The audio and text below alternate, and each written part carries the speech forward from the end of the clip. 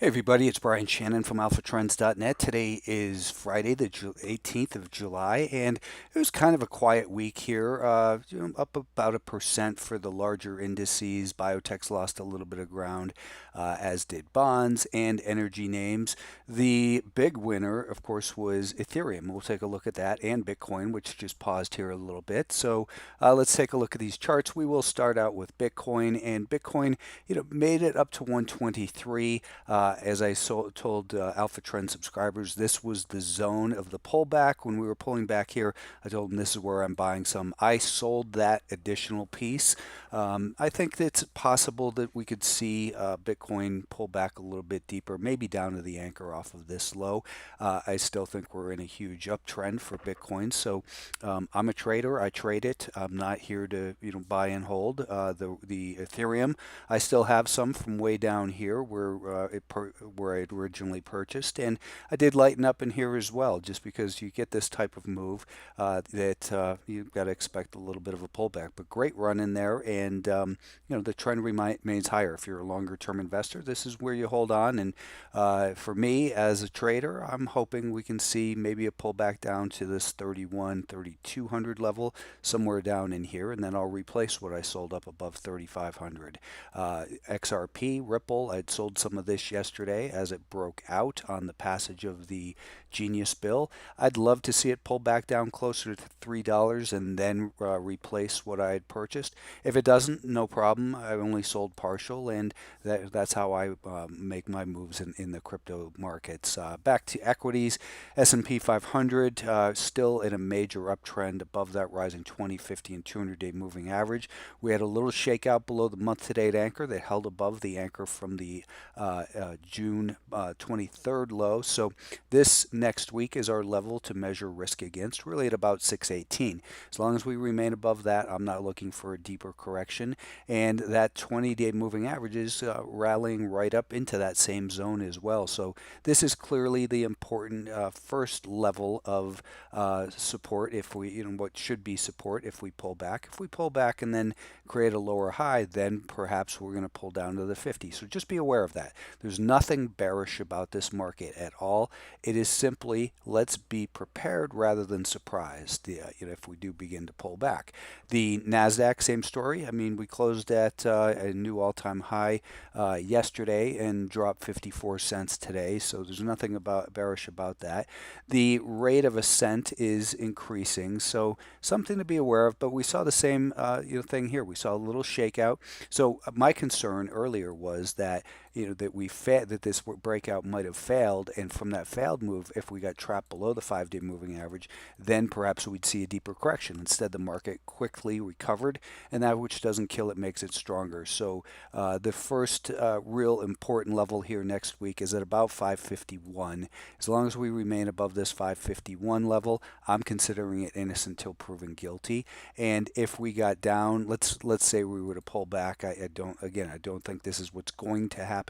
But if we were to pull back down quickly like this, I would definitely not short below there. If I was looking for short exposure, I would be shorting somewhere over like this.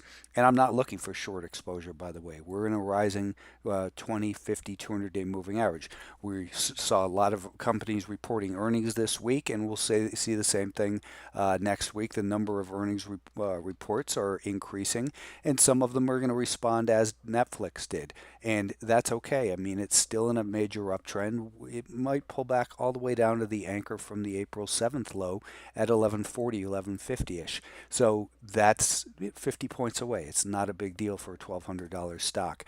The back to the indices, we did see that the Russell 2000, as we know, broke that pattern of higher highs and higher lows, and then we got back above. We rallied here today, and this is exactly what I told ex-subscribers and subscribers to Alpha Trends last night. I said, do not buy strength in the morning if it breaks out because it was extended. Instead, we want to see this pull back. And that's exactly what we did. So if you're looking to buy the Russell 2000, then I would say the place to look for it would be on strength away from this zone, maybe somewhere around this level here. Let's put an arrow on that.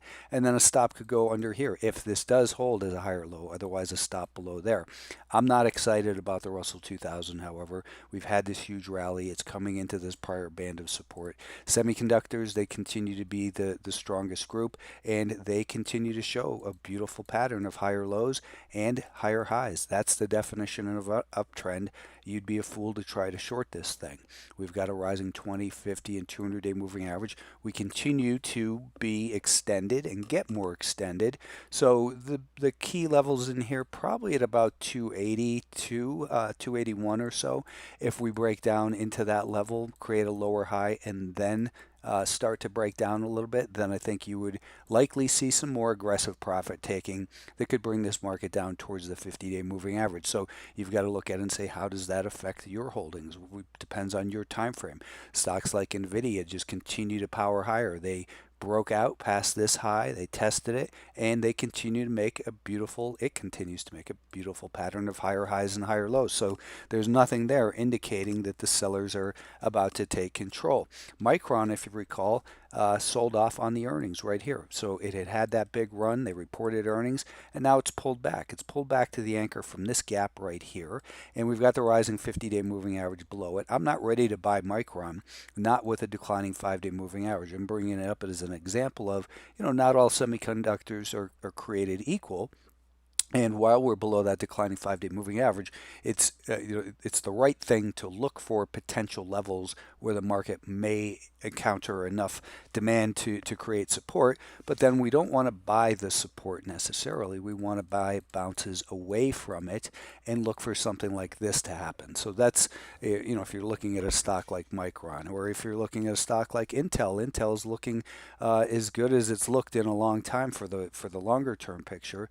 And I would say keep an eye on Intel next week. Not to make this all about semiconductors, so let's take a look at Biotechs. Biotechs continue to have trouble with this 200-day moving average. They rallied perfectly up to it, and they are trying to hold the month-to-date volume-weighted average price here. That's that blue anchor, and I just view them as, they've come this far. They have this bigger band of prior support.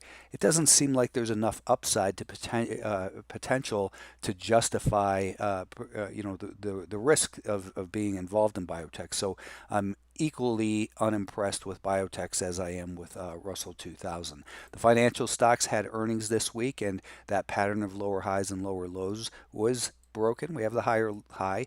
Now what we want to see is a higher low, and then if it can do that, it carve out a higher low, then the next higher high will indicate the buyers are back in control. So keep an eye on the financials. I don't trade them, but they're behaving well.